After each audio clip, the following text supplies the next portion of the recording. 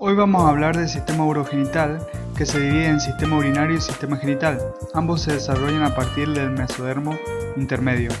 Bueno, yo soy Torre Luis, estoy cursando el primer año de la carrera de Medicina en la Universidad Nacional del Chaco Austral. Este trabajo corresponde a la Cátedra de Concepción y Formación del Ser Humano. Sistema urinario. Durante la vida intrauterina se forman tres órganos renales que se superponen. Estos son el pronefros, mesonefros y metanefros. El pronefros, en la cuarta semana, se representa por 7 a 10 grupos celulares, los cuales forman unidades excretoras llamadas nefrotonas. A fines de la cuarta semana, este sistema desaparece. Mesonefros. En la cuarta semana, durante la regresión del sistema pronéfrico, aparecen los primeros túbulos excretores del mesonefros. Estos se alargan y forman un bucle en forma de S y crean una red de capilares que formarán el glomérulo. Alrededor de este glomérulo se forma la cápsula de Bowman y juntas, esta constituye el corpúsculo renal, que lateralmente se introduce en el conducto de Wolff. A mitad del segundo mes, el mesonefro forma un órgano ovoide llamado cresta urogenital. En el sexo masculino, este conducto persiste y en el sexo femenino desaparece. Metanefros. Aparece en la quinta semana, su unidad excretora se forma a partir del mesodermo metanéfrico. El metanefro se va a convertir en el riñón definitivo. Sistema colector. Se forma a partir de la yema ureteral, una excrescencia del conducto mesonéfrico. La yema penetra en el tejido mesonéfrico formando la pelvis renal. Esta se divide en una parte craneal y caudal, que serán los futuros cálices mayores. Hasta fines del quinto mes se formarán más túbulos en la periferia, dando lugar a la aparición de los cálices menores. Resumiendo, la yema ureteral forma el uréter, pelvis renal, cálices mayores y menores, y de 1 a 3 millones de túbulos colectores. Sistema excretor. En este sistema, cada túbulo colector está cubierto en su extremo distal por tejido mesonéfrico. Las células del casquete forman las vesículas renales, que forman túbulos en forma de S, que en su interior crece capilares y forman los glomérulos. Los túbulos con glomérulos forman nefronas o unidades excretoras. El extremo proximal de cada nefrona forma la cápsula de Bowman. El alargamiento del túbulo excretor forma el túbulo contorneado proximal, el asa de Henle y el túbulo contorneado distal. Posición del riñón. El riñón se encuentra inicialmente en la región pélvica, luego asciende por la disminución en la curvatura del embrión. En cuanto a la función renal, aparece recién en la 12ª semana. Durante la vida fetal, la función secretora la realiza la placenta. Anomalías. Durante el ascenso de los riñones pasan por la bifurcación arterial formada por la arteria umbilical, aunque en ocasiones uno de ellos no puede pasar y permanece en la pelvis cerca de la arteria ilíaca común. Esto se conoce como riñón pélvico. También, durante el paso por la bifurcación arterial, a veces los riñones se acercan tanto que los polos inferiores se fusionan. Esto se conoce como riñón en herradura. Vejiga y uretra. De la cuarta a la séptima semana, la cloaca se divide anteriormente en el seno urogenital y posteriormente en el conducto anal, ambos divididos por el tabique urorectal.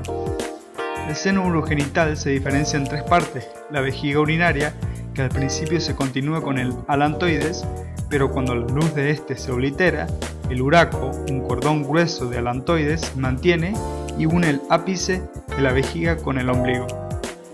La parte pélvica del seno urogenital, que en el sexo masculino origina las partes prostáticas y membranosas. La última parte es la parte fálica. Sistema genital. La diferenciación sexual está dada por el cromosoma Y, que contiene el gen que determina la formación de los testículos, llamado gen SRY. Gónadas. Las gónadas no adquieren características masculinas o femeninas hasta la séptima semana de desarrollo. Al principio aparecen como crestas genitales o gonadales. Las células germinales no aparecen en las crestas genitales hasta la sexta semana de desarrollo. Testículos. Si el embrión es genéticamente masculino, el gen SRY determina la formación de los testículos. Los cordones sexuales primitivos proliferan y se introducen en la médula para formar el testículo. Los cordones se dividen en una red de líneas que forman la red testicular. Durante el desarrollo, la túnica albuminia separa los cordones testiculares del epitelio superficial. En el cuarto mes, los cordones testiculares adquieren forma de herradura y se componen de células germinales primitivas y células de Sertoli. Las células intersticiales o de Leydig proceden del mesénquima de la cresta gonadal. Hacia la octava semana, las células de Leydig comienzan a producir testosterona. Ovarios. En el embrión femenino, la dotación cromosómica es XX. Los cordones sexuales primitivos se disocian en grupos. Estos grupos contienen células germinales. En la séptima semana se origina otra generación de cordones, los cordones corticales, que en el tercer mes se dividen y rodean cada ovogonio con una capa de células epiteliales llamadas células foliculares. El ovogonio y las células foliculares constituyen un folículo primario. Conductos genitales, etapa indiferenciada. Inicialmente, tanto el embrión femenino como masculino tienen dos pares de conductos genitales, los conductos mesonéfricos de Wolff y los conductos paramesonéfricos de Müller. En un inicio, ambos conductos se hallan separados por un tabique, pero luego se fusionan para formar la cavidad uterina. Conductos genitales masculinos. El mesonefros involuciona y algunos túbulos excretores, como los túbulos epigenitales, establecen contacto con cordones de la red testicular y forman los conductillos eferentes del testículo. En la parte más craneal, el apéndice del epidídimo, los conductos mesonéfricos persisten. Los conductos eferentes se vuelven contorneados y forman el epidídimo. Desde la cola del epidídimo hasta la vesícula seminal, los conductos mesonéfricos adquieren la cubierta muscular, formando el conducto deferente. La región de los conductos más allá de la vesícula seminal constituye el conducto eyaculador. Conductos genitales femeninos. Los conductos paramesonéfricos se convierten en los principales conductos genitales del sexo femenino. En un inicio se identifican tres partes: una parte craneal que se abre en la cavidad abdominal, una parte horizontal que atraviesa el conducto mesonéfrico y una parte vertical caudal que se fusiona con su homólogo. Con el descenso del ovario, las primeras dos partes se convierten en la trompa de Falopio y las partes caudales se fusionan para formar la cavidad uterina. Vagina. Después de que los conductos paramesonéfricos alcancen el seno urogenital, se forman dos evaginaciones. Estas dos evaginaciones proliferan y forman una sólida placa vaginal. Hacia el quinto mes, la excrescencia vaginal se halla canalizada por completo. Por otra parte, la luz de la vagina se halla separada del seno urogenital por el himen. Genitales externas. Durante la tercera semana, las células de mesénquima migran alrededor de la membrana cloacal y forman los pliegues cloacales. Estos pliegues se unen y forman el tubérculo genital. Los pliegues se subdividen en pliegues uretrales anteriormente y pliegues anales posteriormente. Genitales externos masculinos. El desarrollo de los genitales externos masculinos depende de andrógenos secretados por los testículos fetales. Se caracteriza por el rápido alargamiento del tubérculo genital, que a partir de entonces se conoce como falo.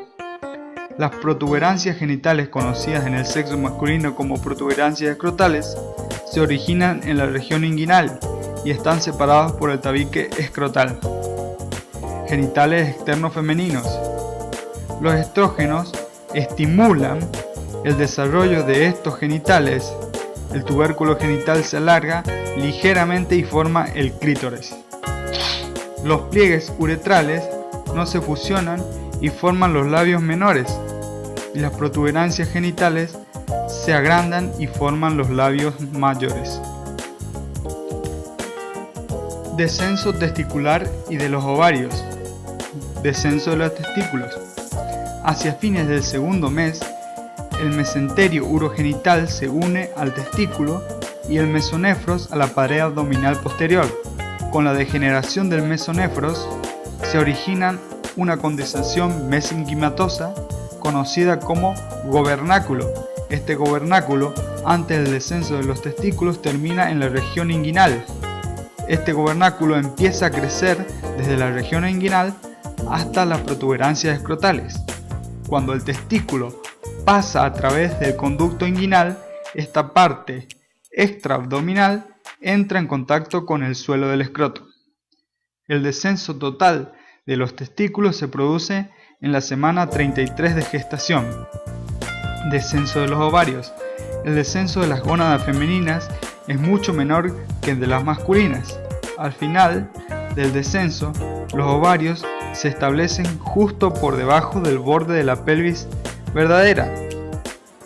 El ligamento genital craneal forma el ligamento suspensorio del ovario, mientras que el ligamento genital caudal forma el ligamento del ovario propiamente dicho, y el ligamento redondo del útero.